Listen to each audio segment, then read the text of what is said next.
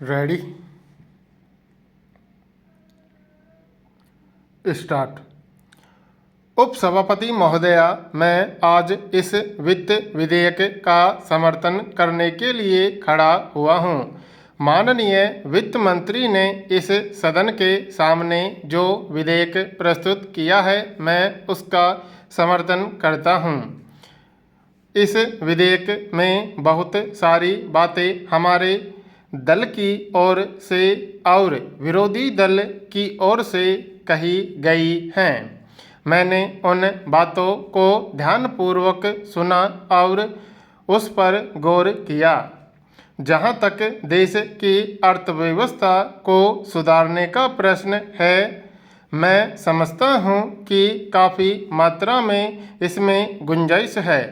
माननीय वित्त मंत्री जी ने बहुत सोच समझकर विधेयक को प्रस्तुत किया है और देश की अर्थव्यवस्था को सुधारने के लिए जो कुछ भी संभव प्रयत्न हो सकते थे, वे उन्होंने अपने साधनों को देखते हुए किए हैं।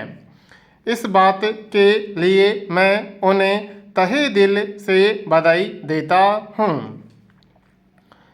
महोदया, पूर्वी उत्तर प्रदेश के लिए मैं एक बात आपके द्वारा माननीय वित्त मंत्री जी से निवेदन करना चाहता हूं, और वह यह है कि वहां के ज़्यादातर लोग खेती करने वाले हैं, खेतीहर मजदूर हैं और वहां पर कोई उद्योग नहीं है। एक आध उद्योग जो छोटा मोटा चल रहा है, उससे वहाँ की समस्या हल होने वाली नहीं है। इसलिए मैं आपके द्वारा उनसे यह निवेदन करना चाहता हूँ कि पूर्वी उत्तर प्रदेश के लिए वे अधिक उद्योगों की व्यवस्था करें तो अति उत्तम होगा। इसके साथ ही साथ मैं यह भी निवेदन करना चाहता हूँ कि वृत्त गंडक योजना जो केंद्र सरकार द्वारा हो रही है, अगर उसमें बिजली उत्पादन करने का काम जल्दी से किया जाएगा तो मैं समझता हूँ वहाँ पर ज़्यादा उद्योग पनप सकते हैं। पूर्वी उत्तर प्रदेश में चीनी की मिलें बहुत अधिक हैं और वहाँ का किसान गन्ना ही अधिक पैदा करता है और उस गन्ने को ले जाकर के वह चीनी मिलों को देता है। लेकिन मैं इस संबंध में यह ध्यान दिलाना चाहता हूँ कि जिस गन्ने को किसान साल भर मेहनत करके पैदा करता है, कभी कभी ऐसा होता है कि मई जून तक उसको गिराने की नौबत नहीं मिल पाती है और इससे वह बेचारा बहुत परेशान हो जाता है। इसका नतीजा यह होता है कि उसकी 2-3 फसलें मारी जाती हैं।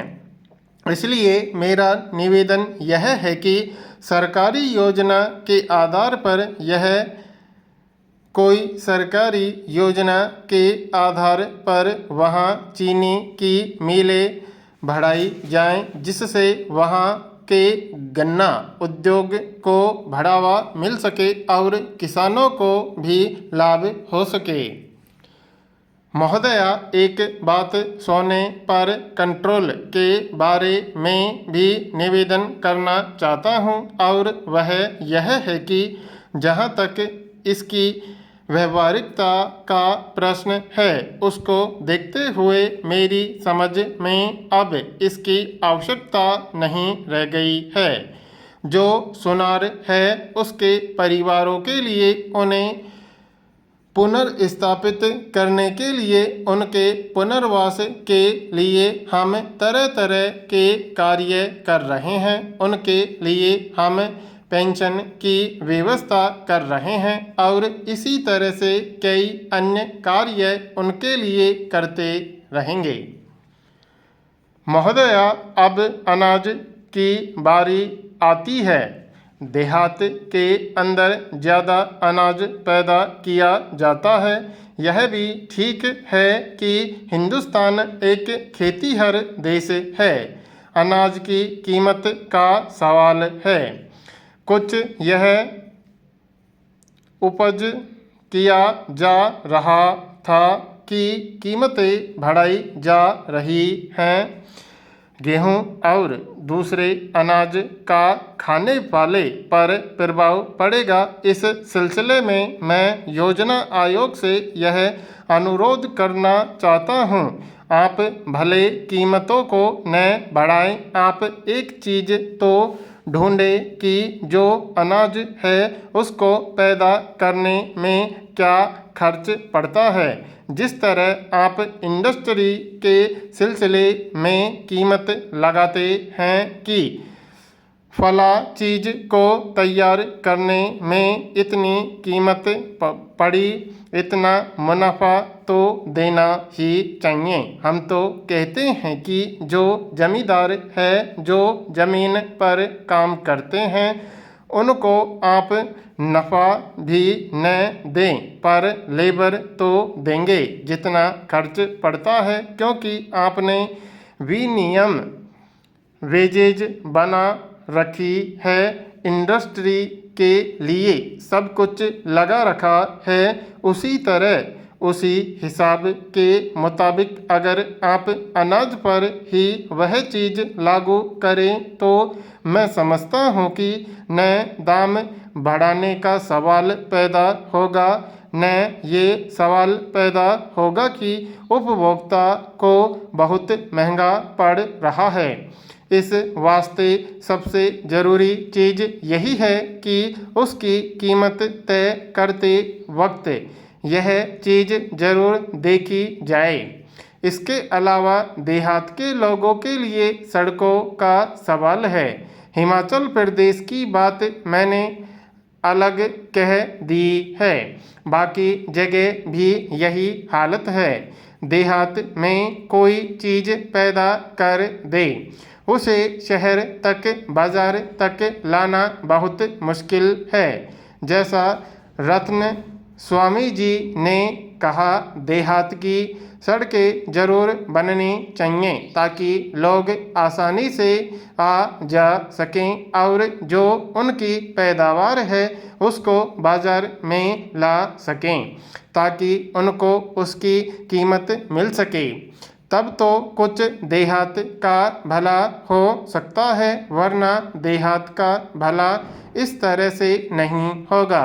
देहात में कृषि अवश्य है, मगर क्या मैं यह पूछ सकता हूँ कि योजना आयोग से कि आज तक उन्होंने कभी यह सोचा है कि देहात के अंदर भी किसी कृषि कॉलेज की आवश्यकता है?